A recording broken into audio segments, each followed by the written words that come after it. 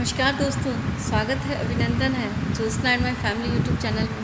कैसे हैं, केम छो? मजा में मस्त रहिए, खुश रहिए, उदास रहिए और मेरे नए नए वीडियोज़ को देखिए। आजकल पाश्चात्य सभ्यता और संस्कृति हमारे देश में बहुत साल पहले से आ गई है और बहुत ज़्यादा हावी हो रही थी, बट अब ज़्यादा हावी हो गई। आज की जनरेशन जो है, आज के बच्चों पे कुछ ज़्यादा ही हावी हो गई है। ऐसे ही कहानी सुनाने जा रहे हैं। कहानी बहुत सच्ची है मगर अच्छी है। मिस्टर अश्विनी पटेल सरकारी स्कूल के टीचर थे।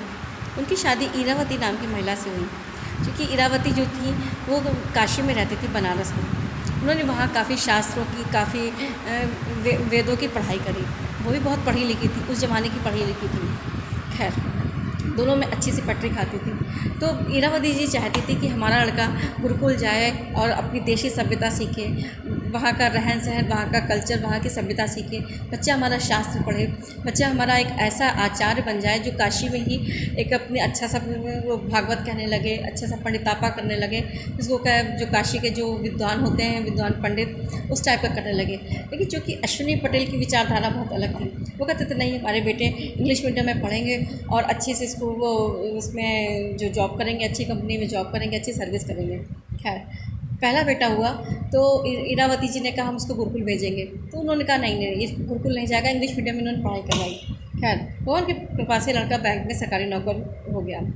दूसरा लड़का जब हुआ तो फिर इरावती जी ने कहा कि देखो भाई, इसको तो हम गुरुकुल ही भेजेंगे, चाहे कुछ भी हो जाए। उन्होंने कहा नहीं, मैं इंग्लिश मीडियम में पढ़ाऊँगा और बेटे को कुछ बनाऊँगा।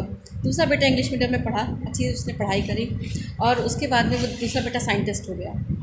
फिर अब तीसरा बेटा की बारी थी। तीसरा बेटा भी जब वो हुआ तो इरावती की जिद बहुत ज़्यादा आगे हो गई। उन्होंने कहा कुछ भी हो जाए, दो लड़के आपकी मर्ज़ी से चलें, एक लड़का हमारी मर्ज़ी से चलेगा, इसके बाद हम कोई बच्चे नहीं करेंगे। खैर, इरावती जी ने अपने तीसरे लड़के को गुरुकुल भेजा, काशी में ही गुरुकुल में भेजा। वहाँ के रहन सहन, तौर तरीके, वहाँ की सभ्यता सिखाई। उनकी ये इच्छा थी, हार्दिक इच्छा थी कि हमारा बेटा जो है एक अच्छे विद्वान बन जाए, एक अच्छा आचार्य बन जाए, एक अच्छा सा पंडित बन जाए। है, ये भी हो गया और भगवान के कृपा से तीनों बेटे उनके अच्छे से हो गए। बड़ा बेटा सरकारी नौकर हो गया बैंक में, दूसरा बेटा साइंटिस्ट हो गया और तीसरा बेटा जो ये आचार्य बन गया। लेकिन चूँकि आचार्य बन गया तो अश्विनी पटेल जी को ये चीज़ अच्छी नहीं लगती, एक मन में अखरती थी। दोनों बेटे इतने अच्छे हमारे जॉब पे हैं और तीसरा बेटा हमारा आचार्य बन गया, पंडित बन गया। मुझे तो बताते भी शर्म आती है और कहीं कहीं वो बताते भी नहीं थे कि मेरा तीसरा बेटा क्या करता है। वो अक्सर छुपा जाते थे क्योंकि ये बात उनको अखरती थी। खैर, धीरे धीरे समय बीतता चला गया, बच्चे भी अपनी जॉब में थे, दोनों बच्चे अपने सेटल हो गए और तीसरा बेटा भी अपनी अच्छा खासा विद्वान बन गया, शास्त्री बन गया। वो भी जगह जगह खैर अपनी कथा और भागवत सब करने लगा।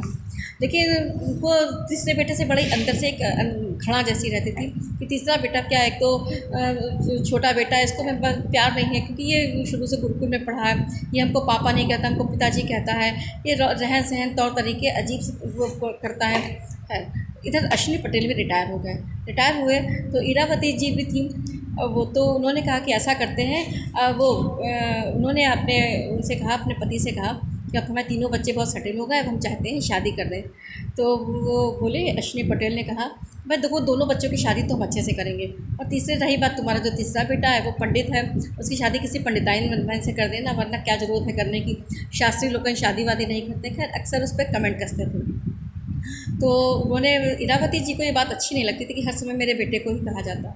तो इरावती जी ने कहा अच्छा ठीक है, हमारा बेटा ख़राब है, चलिए हम भी मानते हैं, लेकिन आपके दोनों बेटे जो हैं बहुत लायक हैं, इसका एक हम वो करते हैं, एक परीक्षण लेते हैं, एक एग्जाम्पल करते हैं। तो बोले क्या करोगे तुम? बोले ठीक है, आज हम एक करते हैं। तो इरावती जी ने अपने पति को एक कमरे में बंद कर दिया। तो चूँकि पति तो रिटायर ही हो चुके थे, तो बच्चों को भी लगा कि उनके पापा जो हैं कि हो सकता है कहीं काम से गए हों या कुछ भी हो, एक कमरे में बंद कर दिया। और उसके बाद में अपने क्या, उन्होंने कई अपने हाथ की चूड़ियाँ तोड़ दी, अपनी साड़ी को फाड़ दिया और अपने कमरे में चुपचाप बिल्कुल मायूस होकर बैठ गई। बड़ा बेटा आया, बोला माँ कहाँ हो? तो जब उसने माँ की हालत देखी, उसने कहा माँ ये क्या हुआ? तो माँ ने कहा अरे आज तुम्हारे पापा ने हमको बहुत मारा, बहुत उल्टी सीधी सुनाई है और हमको देखो ऐसे हमारी चूड़ी वूड़ी सब तोड़ दी, हमारी साड़ी भी फाड़ दी, ऐसा वैसा कहा। तो बड़ा बेटे ने कहा क्या बढ़ो सटिया गए, हमको तमीज़ नाम की चीज़ नहीं है, तुम पे उन्होंने हाथ उठा दिया, तुमको वो अब ये उनकी हिम्मत कैसे हुई कि उन्होंने तुम पे हाथ उठा दिया? खैर, उन्होंने जब ये बात सुनी अश्विनी पटेल ने, तो उनको बहुत दुख हुआ। जिस पर हम बहुत गुमान करते थे, वो तो आज हमसे ऐसे कह रहा, बुढ़ऊ कह रहा है हमको, पापा ना कह के हमको बुढ़ऊ कह रहा है, और क्या सटिया गए हो, क्या ऐसे हो गए हो, क्या ऐसे वैसी बात कही। खैर, दूसरा अच्छा है, लड़के ने कहा माँ ऐसा है, अब तुम थोड़ी देर आराम करो, उसके बाद मुझे खाना वाना लगा देना, मैं ऑफिस से आया हूँ, थक गया हूँ। खैर, दूसरा बेटा भी आया। दूसरे बेटे ने जब देखा, थोड़ी देर बाद दूसरा बेटा आया, उसने कहा माँ तुम्हारी ये हालत किसने बना दी। तो माँ, तब भी माँ ने यही बात कही, बेटा आज तुम्हारे पापा से हमारी बहस हो गई, मेरे पापा ने हमको बहुत मारा, देखो मैं साड़ी फाड़ दी और हमारे हाथ की चूड़ियाँ भी तोड़ दी। तो दूसरा लड़का भी बहुत चिल्ला के बोला कि उनसे कह दो होश में रहें, तमीज़ में रहें, अगर मेरी माँ पे हाथ उठाया तो उनसे, तो हमसे बड़ा कोई क्रिमिनल नहीं होगा, हम उनको इतना मारेंगे तो सही हो जाएंगे। ये बात सुन के तो और ही धक्का लगा कि लड़के ने जब कहा कि हम उनको मारेंगे, अपनी माँ के पीछे उसने ऐसी बात कह दी। है, अंदर ही अंदर अश्विनी पटेल बहुत रोते रहे कि ये क्या, हमने अपने बच्चों को इंग्लिश मीडियम में पढ़ाया। ऐसा नहीं इंग्लिश मीडियम ख़राब होते हैं, लेकिन देखिए जो संस्कार हम लोगों ने हिंदी मीडियम में पढ़े हैं, या घर या सभ्यता संस्कृति हमारे जो देश की है, वो विदेशी सभ्यता बहुत ज़्यादा हावी हो गई है। आज के बच्चों में कल्चर नहीं है, आज के बच्चों में एक तमीज़ नाम की चीज़ नहीं रह गई है। ये बात तो हम मानते ही हैं कि बच्चे कब उल्टा सीधा जवाब देते, बच्चे कब क्या कहते, कुछ समझ में नहीं आता है।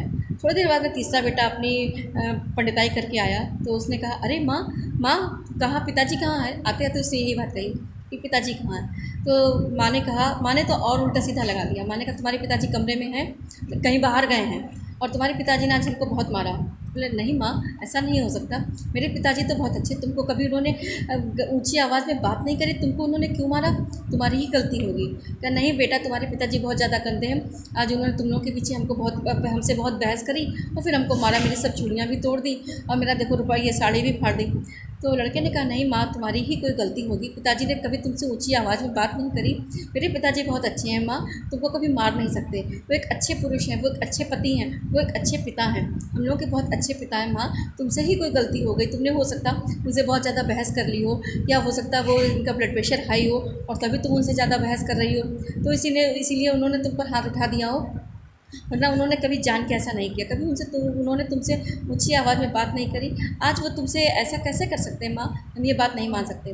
ये बात सुन के अश्विनी पटेल बहुत अंदर ही अंदर रोने लगे कि जिनके लिए हम इतना, जिन लड़कों के लिए हम अपना बहुत वो करते थे, बहुत ही हमको प्राउड फील होता था, बहुत ही गर्व होता था कि वो लड़के हमारे बहुत अच्छे हैं, उन लड़कों ने हमको बुढ़ऊ कहा, उन लड़कों ने मारने की योजना बनाई, और जिस लड़के के लिए हमारे दिल में जरा सी भी जगह नहीं थी, नफरत थी, उस लड़के ने अपनी माँ पे इल्ज़ाम लगा दिया कि तुम्ही ने कुछ गलत किया होगा, हम नहीं ऐसा कर सकते।